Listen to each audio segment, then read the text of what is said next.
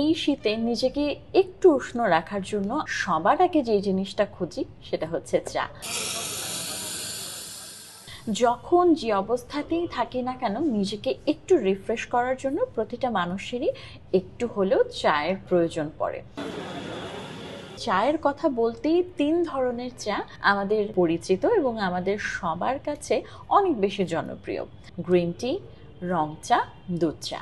যে কোনো বন্ধুর আড্ডায় বা যে কোনো ধরনের আড্ডায় চা ছাড়া কিন্তু আসলে জমে ওঠে না।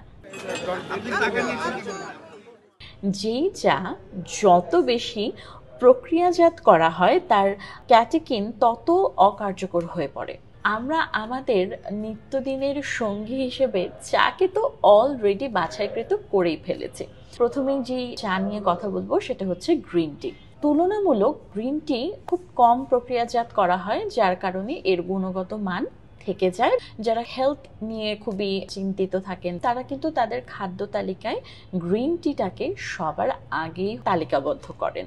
গ্রিন টি কিন্তু ওজন কমাতে সাহায্য করে এবং সেই সাথে রোগ প্রতিরোধ ক্ষমতা বাড়ায়। এবার একটা প্রশ্ন আসতে পারে যে যেই গ্রিন টি আমাকে এত বেশি হেল্প করছে সেই গ্রিন টি দিনে আমি কয়বার খেতে পারবো?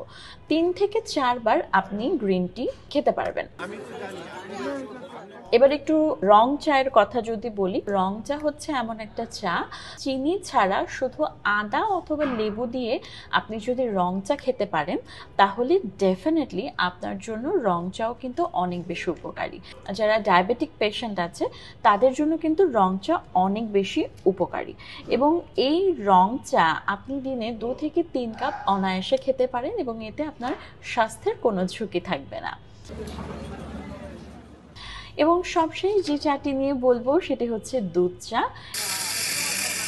দুধ চার কিন্তু উপকারিতার সংখ্যাটা খুবই কম বা খুবই লিমিটেড, কিন্তু বন্ধু মহল থেকে শুরু করে সব কিছুতে আমাদের এই দুধ চাটাকেই কিন্তু আমাদের প্রয়োজন হয়ে পড়ে। তবে সেক্ষেত্রে আমি বলতে চাই যে অতিরিক্ত দুধ চা খেলে যেটা হয় কোষ্ঠকাঠিন্য সমস্যা হয়ে যায়, ক্ষুধা-মন্দা হয়ে যায়, যাদের স্কিনে প্রবলেম আছে, অল্পতেই পিম্পল হয়ে যায় বা ব্রণ হয়, সেই সব মানুষদেরকে আমি বলবো যে আপনি দুধ চা থেকে একটু নিজেকে দূরে রাখবেন। আরেকটা বিষয় বলবো যে দুধ চায়ের যে শুধুমাত্র অপকারিতাই আছে, উপকারিতা নেই সেটা কিন্তু একদমই নয়। দুধ চায়ে প্রাকৃতিক উপাদান ফ্লোরাইড আছে যা হচ্ছে শরীরকে তাজা রাখে এবং সেই সাথে হচ্ছে হাড়ের গঠনের পাশাপাশি দাঁত ক্ষয় যে রোগটা আছে সেই রোগটা থেকে আপনি পরিত্রাণ পেতে পারেন দুধ চায়ের মাধ্যমে। অর্থাৎ দাঁতের ক্ষয় প্রতিরোধক হিসেবে হচ্ছে দুধ চা কিন্তু কাজ করে থাকে। দুধ চার ক্ষেত্রে দিনে সব মিলিয়ে যদি আপনি 2 কাপ খান সেক্ষেত্রে সেটা আপনার জন্য খুব একটা ক্ষতিকারক হবে না। আপনি যদি অতিরিক্ত চা সেবন করেন সেক্ষেত্রে আপনার কিন্তু নানাবিধ জটিলতার শিকার আপনি হতে পারেন। তাই আমরা আমাদের পছন্দসই খাবারগুলো অবশ্যই খাবো, ঠিক ততটুকুই খাবো যতটুকু আমাদের জন্য উপকারী, আমাদের জন্য ভালো। সবাই অনেক বেশি ভালো থাকবেন। এরকমই ছোট ছোট আরও কিছু তথ্য নিয়ে আপনাদের সামনে আবারও হাজির হব। ভালো থাকুন, সুস্থ থাকুন, সুন্দর থাকুন, নিখাত খবরের সাথেই থাকুন, সামুদ্রিক সাথেই থাকুন। ধন্যবাদ।